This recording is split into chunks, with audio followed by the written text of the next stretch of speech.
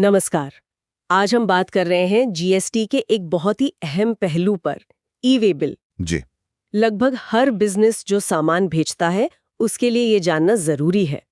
आज हम खास तौर पे ये समझने की कोशिश करेंगे कि आखिर ये ई-वे बिल बनाना कब अनिवार्य होता है। और हमारा फोकस रहेगा नियम 138(1) पर। जी बिल्कुल। ये सारी जानकारी जाहिर है जीएसटी नियमों और संबंधित दस्तावेजों पर आधारित है। तो चलिए शुरू करते हैं। सबसे पहला सवाल ये, ई-वे बिल की जरूरत पड़ती कब है? नियम 138(1) मतलब क्या कहता है ये नियम?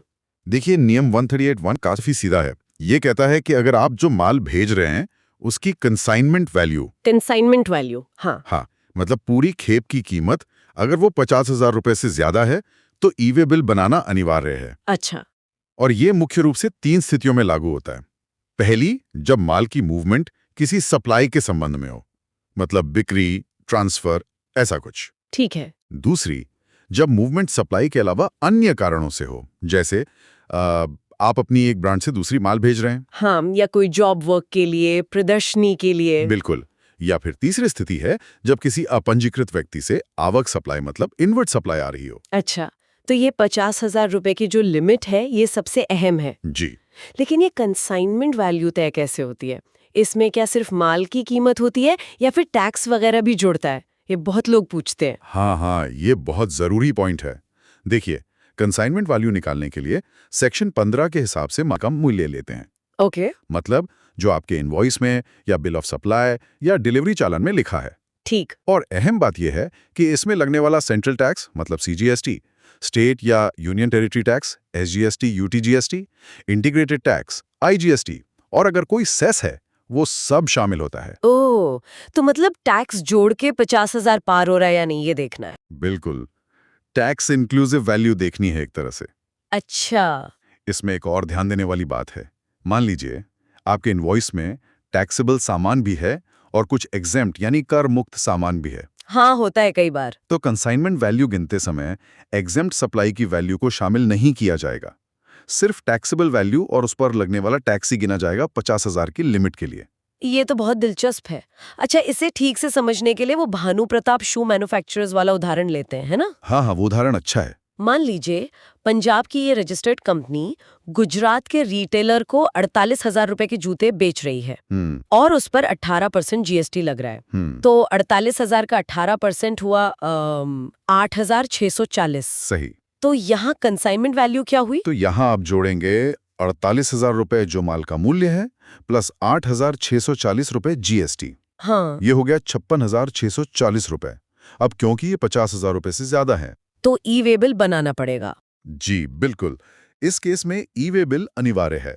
और ये भी याद रखना जरूरी है कि जो फॉर्म जीएसटी EWB-01 का पार्ट ए है, जिसमें माल की डिटेल्स होती हैं, वो जानकारी माल की मूवमेंट शुरू होने से पहले देनी होती है। पहले देनी होती है, ठीक है। और ये जानकारी भरने की जिम्मेदारी किसकी होती है? सप्लायर की या जिसे माल मिल रहा है उसकी? इसमें भी कंफ्यूजन रहता है। हाँ, ये भी क्लियर होना चाहिए। देखिए, जिम्मेदारी उस पंजीकृत व्यक्ति की है जो माल की मूवमेंट करवा रहा है। अच्छा। तो अगर सप्लायर रजिस्टर्ड है और ट्रांसपोर्ट भी वही अरेंज कर रहा है, तो सप्लायर की जिम्मेदारी। ठीक। अगर माल पाने वाला यानी रेसिपिएंट रजिस्टर्ड है और ट्रांसपोर्ट वो अरेंज कर रहा है, तो फिर उसकी जिम्मेदारी। समझ गई। और एक खास स्थिति है।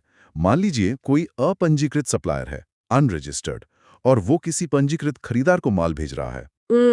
तो कानून यह मानता है कि मूवमेंट खरीदार ने करवाई है, तो ई-वे बिल की जिम्मेदारी भी उस पंजीकृत खरीदार की होगी। ओके, तो ये भी साफ हो गया। तो कुल मिलाकर नियम 138 का सार यही है कि 50,000 रुपए से ज्यादा की कंसाइनमेंट वैल्यू जिसमें टैक्स शामिल है, हाँ। और मूवमेंट चाहे सप्लाई के लिए हो या किसी और वजह से, तो ई-वे बिल चाहिए। जी। पर क्या कोई ऐसी भी स्थिति है जहां 50,000 से कम वैल्यू होने पर भी ये बनाना जरूरी हो? कोई अपवाद? हाँ, एक महत्वपूर्ण अपवाद है। नियम 138 का चौथा प्रोविजो है। अच्छा। वो कहता है कि अगर हैंडीक्राफ्ट गुड्स, मतलब हस्तशिल्प का सामान, एक राज्य से दूसरे राज्य में भेजा जा रहा है, हाँ। और भेजने वाला व्यक्ति ऐसा है जिसे जीएसटी रजिस्ट्रेशन से छूट मिली हुई है, ओके।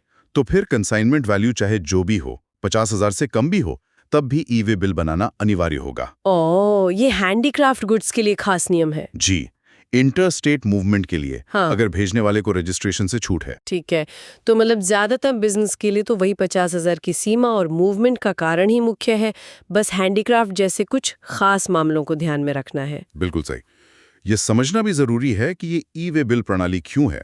ये सिर्फ एक फॉर्म भरने की बात नहीं है। ये असल में पूरे देश में माल की आवाजाही को ट्रैक करने, उसे आसान बनाने और हाँ, टैक्स चोरी को रोकने का एक बड़ा सिस्टम है। सही। और नियम 138(1) इसी पूरी व्यवस्था की नींव है। ये बताता है कि आपको कब इस सिस्टम में शामिल होना ही है। बिल्कुल, आज की इस बातचीत से काफी कुछ साफ हुआ, लेकिन एक सवाल मेरे मन में अब भी है जिस पे शायद हमें आगे सोचना चाहिए। बताइए।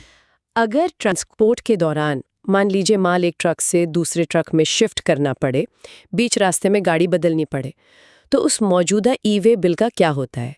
क्या उसमें कुछ बदलाव करना पड़ता है? ये एक सोचने वाली बात है। जरूरत पड़ती है इसमें।